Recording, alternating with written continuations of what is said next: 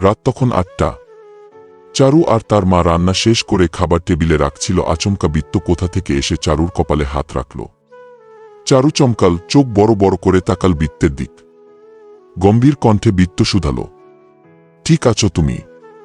পেছন ফিরে তাকাল চারুর মা এগিয়ে গিয়ে বলল, তোমার কিছু লাগবে বাবা? না আন্টি। চারু এখনো তাকিয়ে। বিত্ত ফের বলল, খারাপ লাগছে। চারু এখনো ওভাবেই দাঁড়িয়ে।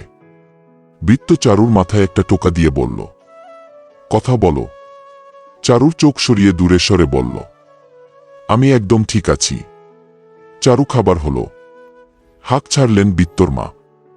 এদিকেই আসছে, এসে ছেলেকে গায়ে হাত দিয়ে বলল, খাবি না বাবা? বিত্ত চারুর দিক তাকিয়ে ঘোর দিল, না পড়ে খাবো।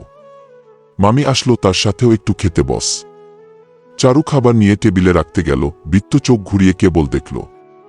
বলল, ক্ষুধা পেলে খেয়ে নিব। বলে উপরে যেতেই রুহি সামনে দাঁড়িয়ে নেকা সুরে বলল, বিত্ত ভাই চলো না একসাথে খাই। বিত্ত তাকালো না, শুধু বলল, তুই খা, আমি তোমার সাথে খাব। একদম না, আজ যদি আমার সাথে বসিস না তো খবর খারাপ করে দিব। যা খেতে বয়। বলে বিত্ত রুমে চলে গেল। রুহি দাঁতে দাঁত চেপে বলল, তুমি আমার থেকে ভালো বউ পারে না বিত্ত ভাই। বিনতি পেছনেই ছিল, নিচে নামতে নামতে ফরন কেটে বলল, স্বপ্ন দেখা বন্ধ কর বেহায়া। খাবি আয়। একদম বেহায়া বলবি না। তার পেছনে বিন্দু আসছিল, এমন কথা কানে যেতেই সে বলল, ঠিক আছে বেশরম মেয়ে, খাবি চল। যে পাত্তা দেয় না তার পেছনে ঘোরা বন্ধ কর। রুহি ফের দাঁত চেপে বলল, তোরা তিনজন একরকম বজ্জাতগুলো। ভাইয়ের হাতে মার না খেতে চাইলে ভাত খেতে আয়। রাত 11টা নাগাদ বিত্ত চারুকে রান্নাঘরে না দেখতে পেয়ে রুমের সামনে গিয়ে ধীরে ডাকল, চারু ঘুমিয়ে গেছ? চারুর পেটে ক্ষুধা নেই, তাই কাজ শেষ করে ঘরে গিয়ে পড়ছিল। বিত্ত ডাকতেই কপাল কুঁচকে এলো। উঠে গিয়ে দরজা খুলে বলল, বলুন। খাপ খেতে দাও। ঠিক আছে। দরজা আটকে রান্নাঘরে গিয়ে খাবার বের করে দিল। ফ্রিজে আজ তালা নেই, বিত্ত খায়নি বলে। টেবিলে বসে বিত্ত বলল, খাবে না? চারু তাকাল, কেমন শোনাল বিত্তের কণ্ঠে, আমার খিদে নেই। বিত্ত চেয়ার ছেড়ে ধপ করে উঠে উতলা হয়ে বলল, কেন শরীর খারাপ? তখন না বললে ঠিক আছো? শুকনো ধোক গিলল চারু। মিনমিন করে বলল, এমনি। বসো, কিছু খাবে? কি খিদে নেই? ঠিক আছে তাহলে আমার খাওয়া শেষ করা পর্যন্ত সামনে বসে থাকবে। চারু দাঁড়িয়েছিল। বিত্ত আচমকা হাত ধরে টেনে চেয়ারে বসালো। চারু ঠোঁট কামড়ে পালানোর বাহানা খুঁজছে, বিত্তের তা নজরে এলো। খাবার চিপতে চিপতে হাসল বিত্ত। একবার খাবার মুখে নিচ্ছে তো একবার চারুর বেহাল দশা দেখে হাসছে। সকালটা আজ নেশালো বেশ তো, তবে গায়ে চিনচিন জ্বর ভাব। ঘুম ভাঙ্গে গেল চারুর। উঠে বাইরের সকালের আবহাওয়াটা দেখছে। সামনে এক্সাম জন্য শুধু তাদের কলেজেই এক্সট্রা ক্লাস হচ্ছে, তাই যেতে হয়। আজ যাওয়া হবে কি না তাও জানা নেই। চারু বড্ড ক্লান্ত। তার মাকে ডাক্তারের কাছে নিয়ে যেতে হবে, সেই সময়টুকু পাচ্ছে না। আকাশ পাতাল ভাবছিল চারু। বাইরে থেকে বিত্তের মা ডাকল, ও চারু।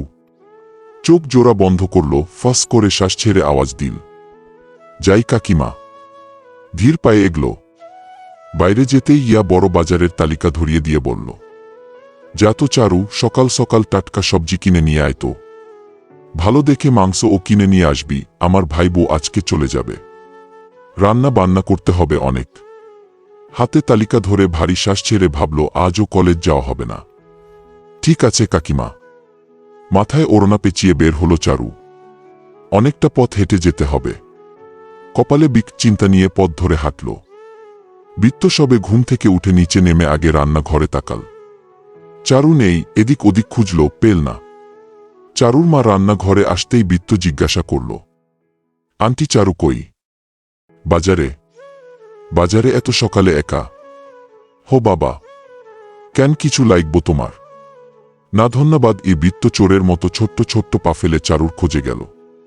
হাঁটছিল বিত্ত। ওই দূরে চারু দু হাত ভর্তি বাজার দেখে দৌড়ে কাছে গেল।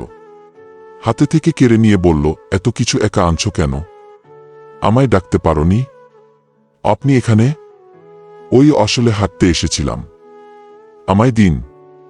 চারু হাত বাড়াতেই বৃত্ত সরিয়ে নিয়ে বলল, যাও সামনে হাঁটো। আজ কলেজ যেও, না হলে অনেক পড়া মিস করবে। কি চারু কিছু বলল না। কি বলবে, তার তো যাওয়া হবে না।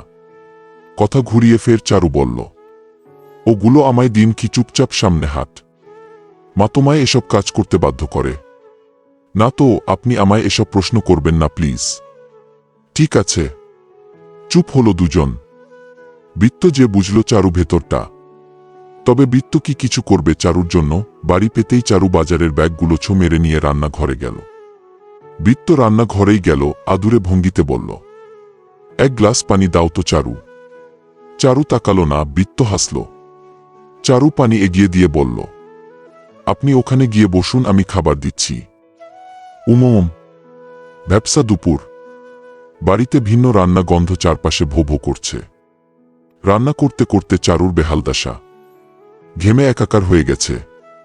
এত এত রান্না, আবার থালা বাসন ধোয়া, সব মিলে বেহালদশা। পড়াটা হচ্ছে না, অথচ সে পড়ায় বেশ ভালো। কপালে ঘাম ওড়না দিয়ে মুছতেই বৃত্ত বাড়ি এলো। চারুর দিক তাকাল, মেয়েটা ঘেমে একাকার হয়ে গেছে। বৃত্ত চারুর কাছে যাবে এমন সময় রুহি এসে সামনে দাঁড়াল। গা দুলিয়ে বলল, বৃত্ত ভাই, একটু লেবু শরবত করে দেই? লাগবে না আমার। দেই না একটু বানিয়ে? তুই বানিয়ে তুই খা। বৃত্ত ভাই। হ্যাঁ আপু। গাল ফুলাল রুহি। বৃত্ত পাশ কেটে উপরে চলে গেল। শুনো চারু, আপনি আজও এখানে? কাজ ছিল। তখন সন্ধ্যা ছুঁই ছুঁই। বাড়ি সব কাজ সেরে টিউশন পড়িয়ে সন্ধ্যায় বাড়ি ফিরছিল চারু। সামনে আচমকা বৃত্তকে অপেক্ষা করতে দেখে চমকাল।